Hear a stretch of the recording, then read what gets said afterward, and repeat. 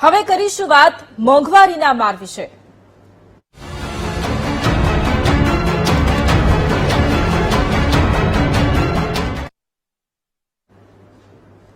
મોંઘવારીના માર સાથે મે મહિનાની શરૂઆત થઈ છે। કોમર્શિયલ ગેસ સિલિન્ડરના ભાવમાં વધારો થયો છે અને એના જ કારણે રેસ્ટોરન્ટ ધારકો પર મોટી અસર થઈ છે। તોતિંગ ભાવ વધારાનો ભાર રેસ્ટોરન્ટ ધારકો ગ્રાહકો ઉપર નાખવા મજબૂર બન્યા। કોમર્શિયલ સિલિન્ડરના ભાવમાં 993 રૂપિયાનો તોતિંગ વધારો થયો છે। 19 કિલોગ્રામ સિલિન્ડરનો ભાવ 3000 રૂપિયાને પાર પહોંચી ગયો છે। 2000માં મળતા સિલિન્ડરના હવે 3000 રૂપિયા ચૂકવવા પડશે। કોમર્શિયલ સિલિન્ડરમાં ભાવ વધારાથી હોટેલ અને રેસ્ટોરન્ટને સીધી અસર થવાની છે। નાના વ્યવસાયકારો ઉપર પણ મોંઘવારીનો માર પડવાનો છે।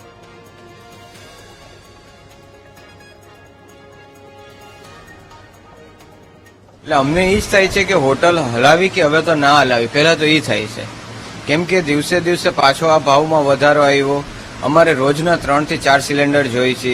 આજ અમારે 170 રૂપીસમાં કસ્ટમરને અમે જમાડી, રોજની 700-800 થાળી નીકળતી હોય અમારે, આજ કસ્ટમરને ભાવ વધારશી તો એ થાળી અમારે નહીં નીકળે ને જો આવી રીતે જ ભાવ વધતા જશે ગેસ સિલિન્ડરમાં તો અમને એમ લાગે છે કે હોટલ કા બંધ કરી દે। 1 મે એટલે કે આજથી રાજ્યભરમાં ગેસ સિલિન્ડર જે કોમર્શિયલ ગેસ સિલિન્ડર છે તેમના ભાવમાં તોતિંગ વધારો છે તે થવા પામ્યો છે। 993 રૂપિયા જેટલો ગેસ સિલિન્ડરના ભાવ વધતા હવે રેસ્ટોરન્ટ સંચાલકો છે તે મૂંઝવણમાં મુકાયા છે। આપણી સાથે રેસ્ટોરન્ટ સંચાલક છે, શું કહેશો, એક જ દિવસમાં સીધો 1000 રૂપિયા જેવો ગેસ સિલિન્ડરના કોમર્શિયલ ગેસના ભાવમાં વધારો, કેવી અસર હવે તમારી સીધી જોવા મળે? ચોક્કસ અસર તો પડવાની જ છે, અમારા ઉપર પડવાની છે। તો એ અસર અમારે સમજી લો કે અમારા ગ્રાહક ઉપર બી પડે। રીઝન એક જ છે કે જે બોટલ સમજી લો કે 1000 રૂપિયા અમે વધારે આપીને લઈએ તો અમારે સામે મેનુના લીધે અમારે ભાવ બી વધારવો પડે। એ જ બર્ડન અમારા કસ્ટમરો ઉપર પડે। હવે કસ્ટમરને સમજી લો કે હું એમ કઈ રીતે સમજાવું કે અમારે ગેસની બોટલ ઉપર 1000 વધ્યા છે તો હું 10 રૂપિયા કે 20 રૂપિયા વધારું છું, કારણ કે કસ્ટમર ઓલરેડી મારી જોડે જે આવે છે કસ્ટમર એ એક ભાવના લીધે આવે છે, એક સારી ક્વોલિટીના લીધે આવતા હોય છે। હવે હું દર વખતે આ રીતે ભાવ વધારો કરે જાઉં એનું બર્ડન મારા કસ્ટમર ઉપર પડે અને એ અમે નથી કરી શકવાના। એના લીધે આ જે ભાવ વધારો છે અમારા માટે સખત એટલે સખત મુસીબતની વાત થઈ ગઈ છે। હવે આવડી મોટી બ્રાન્ચ ચલાવો છો, રોજના કેટલા બોટલોની આપણે જરૂર પડતી? એપ્રોક્સિમેટલી એક બ્રાન્ચ ઉપર અમારે 5 થી 6 બોટલનો વપરાશ થઈ જતો હોય છે। હવે એ બર્ડન મારા કસ્ટમરને આપવું પડે, મને નથી પોસાતું। એના લીધે અમે હવે જોઈએ છીએ આગળ શું નિર્ણય લેવો। અમારી સમજી લો પૂરી ટીમ છે, એ ટીમ સાથે અમે વાતચીત કરીને અમે જોઈએ છીએ કે હવે આગળ શું કરવું એમ।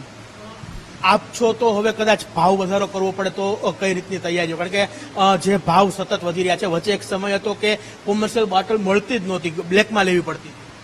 હવે ભાવ વધારામાં તો એવું છે કે ઓલરેડી જે અમે ભાવ રાખ્યો છે એ અમને એવું લાગે છે કે કસ્ટમરને આ ભાવમાં બી એમ થાય છે કે આ ભાવ કેમ વધારે જાય છે પ્રજાપતિ ભાખરી શાક।